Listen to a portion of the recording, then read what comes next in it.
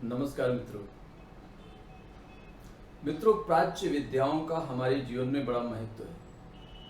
उन्हीं में से एक विद्या है वास्तुशास्त्र। आर्किटेक्चर जो है, इसे हम वास्तुशास्त्र कहते हैं। और वास्तुशास्त्र को देखना, उसके बारे में जानना और उसके अनुसार अपने घर को डिजाइन करना, ये बहुत जरूरी है। वास्तु का मतलब होता है कि जो 5 जो तत्व हैं या पंचभूत हैं जिनसे हमारा शरीर बना है, इनकी सबकी उपस्थिति हमारे घर में है या नहीं। अगर नहीं है तो उसकी हम व्यवस्था करें। बस इतना सा उद्देश्य वास्तुशास्त्र का है।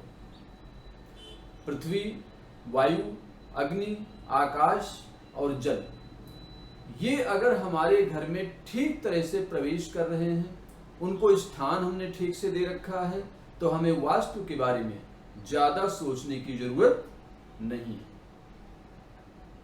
मित्रों, वास्तु के बारे में जब बात होती है तो अक्सर लोग कहते हैं आपके घर का वास्तु खराब है, और कई बार कहते हैं आपका घर खराब है। इसके मैं बहुत खिलाफ हूं, क्योंकि कोई भी घर खराब नहीं हो सकता। ऐसे लाखों लोग हैं जिनके पास घर के नाम पर एक कमरा तक नहीं है। अगर ईश्वर ने आपको 2 कमरे का मकान या 3 कमरे का मकान या रहने के लिए स्थान दे दिया है, तो बहुत थैंकफुल रहिएगा, बहुत कृतज्ञ रहिएगा, बहुत वास्तु मत देखिएगा। हाँ, अगर वास्तु देखने की सुविधा हो तो ये जरूर देख लें कि आपके घर की जो फेसिंग है, यानी कि जब आप घर से बाहर निकलते हैं तो आपका चेहरा पूर्व की ओर है, तो बहुत ही अच्छी बात है। क्योंकि अगर पूर्व की ओर मुख वाला घर है, ईस्ट फेसिंग है घर आपका, तो आपके घर में बौद्धिक संपदा बहुत आएगी।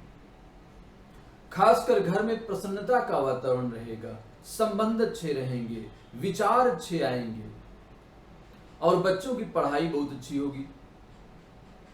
अगर आपके घर का वास्तु यानी कि फेसिंग उत्तर की ओर है, तो निश्चित रूप से बहुत अच्छा है। इससे आपके घर में समृद्धि रहेगी, वस्तुएं रहेंगे, सुख रहेंगे, साधन बहुत आएंगे आपके घर में। तो वास्तु के बारे में बहुत चिंता करने की जरूरत नहीं है। और खासकर जो लोग तोड़ फोड़ की सलाह देते हैं, वो तो बिल्कुल नहीं करना है। तोड़ फोड़ तभी करना है जब आपको कोई विशेष सुविधा मिल रही हो घर का वास्तु बदलने में। अन्यथा घर के वास्तु को दर्पण के माध्यम से, रंगों के माध्यम से और कुछ आध्यात्मिक प्रतीकों के माध्यम से बहुत अच्छा किया जा सकता है।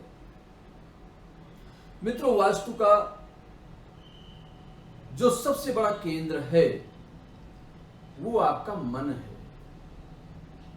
अगर आपके मन में पॉजिटिविटी है तो जिस तरह से आत्मा शरीर में रहती है, ऐसे ही शरीर घर में रहता है।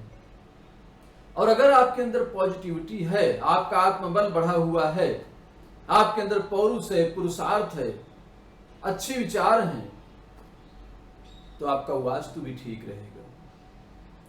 अगर आप गलत विचारों में हैं, गलत संगत में हैं, गलत तरह के प्रयासों में हैं, तो आपका वास्तु भी आपको समस्याओं से नहीं बचा पाएगा।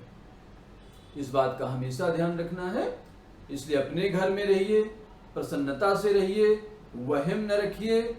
हाँ, थोड़ा सा दिशाओं के बारे में आप देख सकते हैं कि दक्षिण दिशा में द्वार ना हो तो अच्छा है, पश्चिम दिशा में द्वार ना हो तो अच्छा है। अगर द्वार है तो उसका कम उपयोग करिए। अगर ऐसी सुविधा है कि आप नॉर्थ या ईस्ट से भी द्वार रख सकते हैं तो और अच्छी बात है।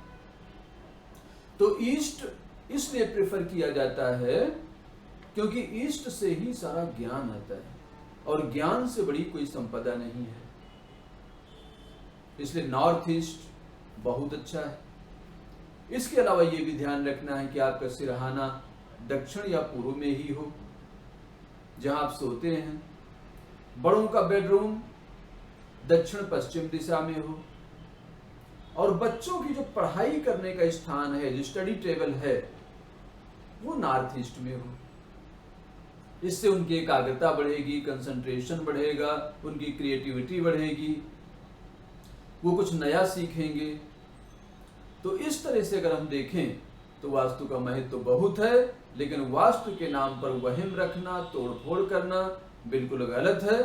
इसलिए आप अपने घर को सुंदर बनाइए, अपने मन को सुंदर बनाइए और अपने तन को सुंदर बनाइए, तभी आप सही ढंग से अपने घर को एंजॉय कर पाएंगे।